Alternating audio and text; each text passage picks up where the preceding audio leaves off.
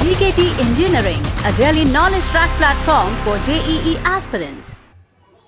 Hello दोस्तों, मेरा नाम विकास मिश्रा है। मैंने यूपीएससी इंजीनियरिंग सर्विसेज 2024 में 15वीं रैंक हासिल की है। मैं प्रयागराज उत्तर प्रदेश का रहने वाला हूं। इसके पहले मैंने डिटेल्ड में प्रीलिम्स के बारे में बात किया है। इंजीनियरिंग सर्विसेज के प्रीलिम्स को लेकर मैंने डिस्कस किया है, और अभी इस वीडियो में मैं मेंस को लेकर बात करना चाहता हूं कि मेंस एग्ज़ाम जो सब्जेक्टिव पेपर होता है इंजीनियरिंग सर्विसेज में, उसको किस तरह से हमें अटेम्प्ट करना है, किस तरह से स्ट्रेटेजी बना के तैयारी करनी है। तो जो मेंस एग्ज़ाम है उसमें हमें पता है कि दो सब्जेक्टिव पेपर होते हैं, पेपर 1 और पेपर 2, जिसमें आपका कंप्लीट डिसिप्लिन जो आपकी इंजीनियरिंग है उससे रिलेटेड ही क्वेश्चंस रहते हैं।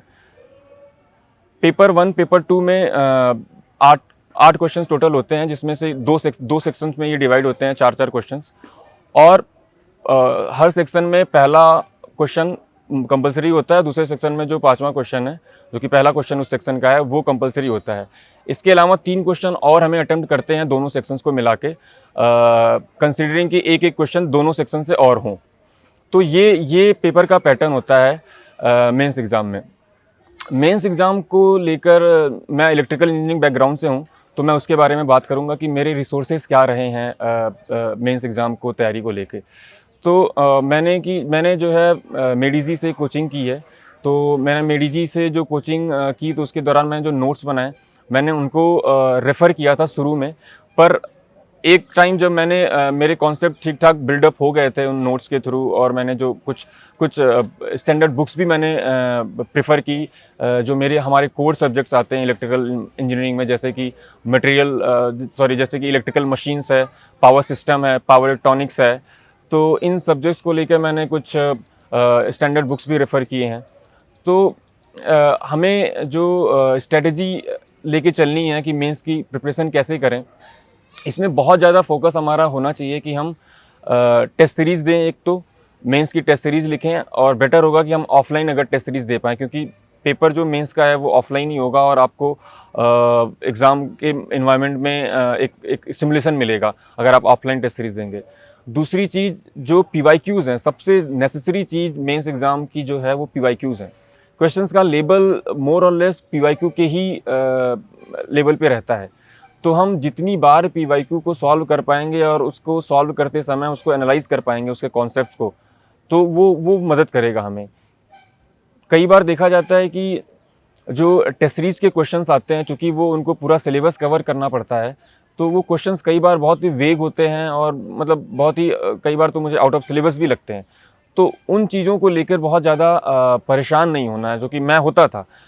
जैसे कि मेंस में टेस्ट सीरीज़ दे रहा हूँ, तो उस दौरान मेरे मार्क्स नहीं आ रहे हैं, तो बहुत ही डिसअपॉइंटमेंट होता था। लेकिन फिर भी मैं परसिस्ट करता था, और मैं एग्ज़ाम देने जाता था, मैं टेस्ट सीरीज़ देता था। मैंने पूरे 2023 में भी और 24 में भी सारे टेस्ट सीरीज़ के पेपर अटेम्प्ट किए मेंस में। तो बाद में मुझे लगा कि ये फ़ायदा करता है। आप जो अटेम्प्ट करते हो, फिर उसको आके एनालाइज़ करते हो, तो एक कॉन्सेप्ट आपका धीरे धीरे बिल्डअप करता है। तो इन चीज़ों को लेके आपको ध्यान देना है कि आप टेस्ट सीरीज और पीवाईक्यूज़ लगाते रहें लगातार, और जो कॉन्सेप्ट हैं उन्हीं क्वेश्चंस के थ्रू आप बिल्डअप करते रहें। रिसोर्सेज में जैसा कि मैंने बताया, मेरे पास नोट्स थे कुछ, और ज़्यादातर मैंने जो फोकस किया वो क्वेश्चंस पे फोकस किया, और उसी के थ्रू जो कॉन्सेप्ट निकल के आ रहे थे उनको मैं नोट डाउन कर लेता था, अपना एक शॉर्ट नोट्स बनाता था। कोर सब्जेक्ट के शॉर्ट नोट ज़्यादातर मैंने बनाए हैं। बहुत जो बेसिक सब्जेक्ट्स थे उनको लेकर मैं शॉर्ट नोट्स नहीं प्रिपेयर करता था, उनको स्टैंडर्ड बुक से ही जो चीज़ें रहती थी इंपॉर्टेंट, उन्हीं से पढ़ लेता था।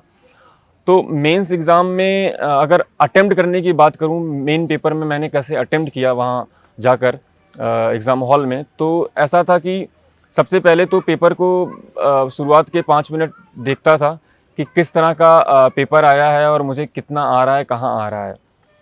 हमें पता है कि 5 क्वेश्चन हमें अटेम्प्ट करने होते हैं, हर क्वेश्चन 60 मार्क्स का होता है। तो सबसे पहले तो ये देखना है कि हमें कौन से क्वेश्चंस नहीं करने हैं, क्योंकि 8 में से 5 क्वेश्चन करने हैं, और अगर हमें पता चल गया कि ये क्वेश्चंस नहीं करने हैं, तो बहुत ईजी होगा हमें अटेम्प्ट करने में। अगर हम ये डिसाइड करने जाएँ कि हमें ये क्वेश्चन करने हैं, तो उसमें ज़्यादा टाइम लगेगा, क्योंकि हमें 3 ही क्वेश्चन रिजेक्ट करने हैं और फिर हमें मिल जाएगा हमारा 5 क्वेश्चन जो हमें अटेम्प्ट करने हैं।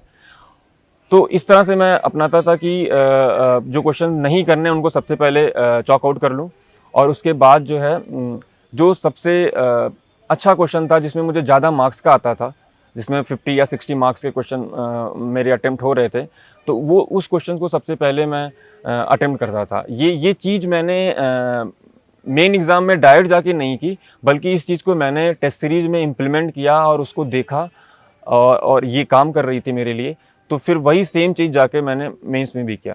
तो टेस्ट सीरीज़ देने का एक ये भी फ़ायदा होता है कि आप जो है मेन एग्ज़ाम में जो चीज़ें करना चाहते हैं, जिस तरह से पेपर अटेम्प्ट करना चाहते हैं, बिकॉज़ वो 3 घंटे आपके लिए बहुत क्रूशियल हैं, उसमें आप कुछ नई चीज़ अटेम्प्ट नहीं कर सकते कि चलो आज एग्ज़ाम में ऐसे अटेम्प्ट करते हैं या वैसे करते हैं। आपने जो टेस्ट सीरीज़ में अपने आप को जिस तरह से जिस स्ट्रैटेजी को फॉलो करते हुए पेपर अटेम्प्ट किया है, सेम स्ट्रैटेजी को आपको फॉलो करते हुए मेंस एग्ज़ाम में भी जाना है। कई बार पेपर मेंस एग्ज़ाम में बहुत डिफ़िकल्ट आ जाता है, तो हमें लगता है कि अटेम्प्ट नहीं हो रहा है, जैसे कि 2024 में हुआ मेरे साथ। 2024 में मेरा अटेम्प्ट उतना अच्छा नहीं रहा, टोटल नंबर ऑफ़ क्वेश्चंस का जो अटेम्प्ट है वो बहुत अच्छा नहीं था। लेकिन मैंने फ़ोकस किया कि जो मैं कर रहा हूँ वो मैं सही क्वेश्चन करूँ, बिकॉज़ ये बहुत ज़रूरी है कि आप जो क्वेश्चन कर रहे हैं वो एक्यूरेट हो, बिकॉज़ आप उस पे समय दे रहे हैं, आपका वो अगर वो सही नहीं होगा तो वो बहुत ही लॉस होगा। आपका टाइम भी वहाँ पे वेस्ट होगा और आपको मार्क्स भी नहीं मिलेंगे। तो सबसे पहले हमें बहुत ज़रूरी है, बहुत ध्यान से पेपर मिलने के बाद ये देखें कि कौन से क्वेश्चंस हमें करने हैं, कौन से नहीं करने हैं।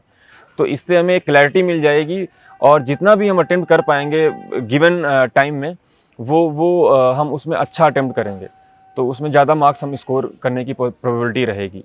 तो इस तरह से मैंने मेंस एग्ज़ाम को तैयारी की, और सारे जो सब्जेक्ट्स थे, सबसे पहली बात जो सिलेबस है उसमें कुछ बेसिक्स जो सिलेबस के सब्जेक्ट्स थे उसको मैंने नहीं पढ़ा। फॉर एग्ज़ाम्पल जैसे माइक्रो प्रोसेसर है, इन चीज़ों को मैंने पढ़ा पर उतने डिटेल में नहीं पढ़ा। थोड़ा बहुत मैंने देखा पर बहुत डिटेल में नहीं देखा। बाकी जो कोर सब्जेक्ट हैं इलेक्ट्रिकल इंजीनियरिंग के, नेटवर्क है, कंट्रोल है, इलेक्ट्रिकल मशीन्स है, पावर सिस्टम है, पावर इलेक्ट्रॉनिक्स है, इन सब्जेक्ट्स पे बहुत ज़्यादा ध्यान देना, बिकॉज इससे क्वेश्चंस बहुत ज़्यादा बनते हैं और इनकी प्रैक्टिस बहुत अच्छे से करनी है ताकि वहाँ पर हम इसको करें। इट्स लाइक कि ये पेपर पहले से ही आउट है, हमें पता है कि और हमें एक्चुअली पता भी होता है कि किस किस सब्जेक्ट से किस किस टॉपिक से क्वेश्चन आएंगे। फॉर एग्जांपल पावर इलेक्ट्रॉनिक्स की बात करूँ तो आप प्रीवियस ईयर देखेंगे तो आपको लगेगा कि हर साल एक क्वेश्चन जो है इन्वर्टर से आता है पावर इलेक्ट्रॉनिक्स में, और फिर उसके बाद रेक्टिफायर से आता है, देन फिर आपका चॉपर से आता है। तो ये हमें पता है कि एक क्वेश्चन इस सब्जेक्ट इस टॉपिक से आएगा, तो हमें बस वही फोकस करना है कि इन टॉपिक्स को, पावर इलेक्ट्रॉनिक्स को अच्छे से पढ़ना है, अच्छे से इस पे बेस्ड जो क्वेश्चंस आए हैं PYQs में, टेस्ट सीरीज़ में आ रहे हैं, उसको लगा के रखना है। तो ये ज़रूर आपको मेंस एग्ज़ाम में, एग्ज़ाम हॉल में मदद करेगा। मेंस एग्ज़ाम को क्लियर करने के बाद जो सबसे लास्ट स्टेज होता है इंजीनियरिंग सर्विसेज एग्ज़ाम में, वो है इंटरव्यू का। और कई बार हमें ये लगता है कि प्री हो गया, मेंस हो गया, इंटरव्यू तो हो ही जाएगा। तो इंटरव्यू के लिए हम लोग बहुत सीरियस नहीं होते। एक चीज़ तो ये है, दूसरी चीज़ ये होता है कि कई बार ये भी महसूस होता है कि हम जो है बिल्कुल बॉर्डर पे हैं। ये एक बहुत मिसकंसेप्शन मैंने देखा है। मैंने खुद को भी ये स्थिति में पाया था कि जब मेरा 2023 में मैंने इंटरव्यू दिया, तो मुझे यही लगता था कि जो है मैं बिल्कुल बॉर्डर पे हूँ, तो मुझे एज सच बहुत ज़्यादा एफर्ट पुट करने की ज़रूरत नहीं है इंटरव्यू में। पर ये चीज़ हमें अगर आप इंटरव्यू स्टेज में जा रहे हैं तो ये बिल्कुल नहीं सोचना है। आपको हर स्टेज में अपनी फुल कैपेबिलिटी के हिसाब से 100% देना है।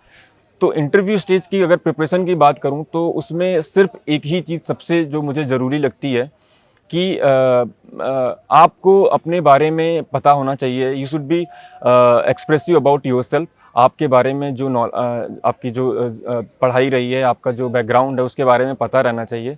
और उसके अलावा जो इंजीनियरिंग सर्विसेज के इंटरव्यू में सबसे इम्पॉर्टेंट चीज़ है वो है आपके सब्जेक्ट का नॉलेज, और वो भी आपके सारे सब्जेक्ट्स की नॉलेज चेक नहीं होगी। फॉर एग्जांपल इलेक्ट्रिकल इंजीनियरिंग में जो कोर सब्जेक्ट्स हैं उसमें electrical machine, power system, power electronics, network, control system, ये 5 सब्जेक्ट्स, अगर मैं मेजरमेंट भी ऐड करूं तो ये 6 सब्जेक्ट्स हैं जिसको हम इंटरव्यू में एक तैयार करके जाते हैं, प्रिपेयर करके जाते हैं, इनके कॉन्सेप्ट को, इनके एप्लीकेशंस जो इनसे कॉन्सेप्ट से रिलेटेड हैं उसको तैयार करके जाते हैं। तो यही 6 सब्जेक्ट में ही आपका पूरा इंटरव्यू, कई बार तो एक ही 2 सब्जेक्ट में ही, ज़्यादातर पावर सिस्टम और इलेक्ट्रिकल मशीन में ही आपका पूरा इंटरव्यू चलेगा। 2023 का इंटरव्यू, अगर मैं एक्सपीरियंस की बात करूं तो 2023 का इंटरव्यू मेरा बहुत ही अच्छा एक्सपीरियंस रहा 2023 में, और उसमें जो है मैंने अच्छा मार्क्स स्कोर किया था। तो उसमें इंटरव्यू कंप्लीट मेरे जॉब प्रोफाइल पे और इन्हीं सब्जेक्ट्स पे चला। तो अगर आपके पास जॉब प्रोफाइल है, आपने बीटेक एमटेक किया है, तो आपका जो प्रोजेक्ट है, आपका जो थीसिस है, उसको आपको थोड़ा सा पढ़ लेना है, और मेन जो है आपका सब्जेक्ट नॉलेज है। इसी तरह 2024 की भी अगर मैं बात करूं तो 2024 में इंटरव्यू एक्सपीरियंस मेरा उतना अच्छा नहीं रहा जितना 23 में था, लेकिन फिर भी मुझे एक एक्सपीरियंस आ चुका था इंटरव्यू देने का, तो मैं कंफर्टेबल महसूस कर पा रहा था। ऑल्दो मैं उतने अच्छी तरह से क्वेश्चंस का आंसर नहीं कर पाया था। पर अगर प्रिपरेशन की बात करूं तो किस तरह से आप प्रिपेयर कर सकते हैं इंटरव्यू, तो सबसे ज़रूरी स्टेप जो इंटरव्यू की प्रिपरेशन में है वो है मॉक इंटरव्यूज़। तो आप जितना ज़्यादा से ज़्यादा क्वालिटी मॉक इंटरव्यूज़ दे सकें। मैंने तो मेडिजी से जो है इंटरव्यू गाइडेंस प्रोग्राम लिया था, और वहाँ पे मॉक इंटरव्यूज़ दिए, और एस इंजीनियरिंग से भी मैंने मॉक इंटरव्यूज़ दिए। तो ये मॉक इंटरव्यूज़ आप जो है, आपकी रिकॉर्डिंग्स अवेलेबल होती है आपको, तो आप खुद को देख सकते हैं। अपने दोस्तों से जो आपके साथ तैयारी कर रहे हैं उनसे भी बात कर सकते हैं कि किस तरह से हम इसमें और इम्प्रूवमेंट कर सकते हैं। क्या हमारा जो डिलीवरी है, जो हम जिस तरह से क्वेश्चंस का आंसर कर रहे हैं वो सही है या नहीं है, या हम बहुत ज़्यादा समय ले रहे हैं आंसर करने में, या हम बहुत ज़्यादा सोच रहे हैं इंटरव्यू के दौरान। तो वो चीज़ों पे आप काम कर सकते हैं, लेकिन अल्टीमेटली जो मैटर करेगा वो है आपका सब्जेक्ट नॉलेज है, आपकी नॉलेज कितनी अच्छी है।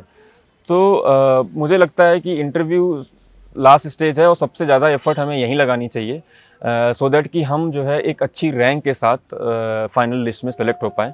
नहीं तो कई बार इंटरव्यू के मार्क्स बहुत ही ज़्यादा वेरी करते हैं।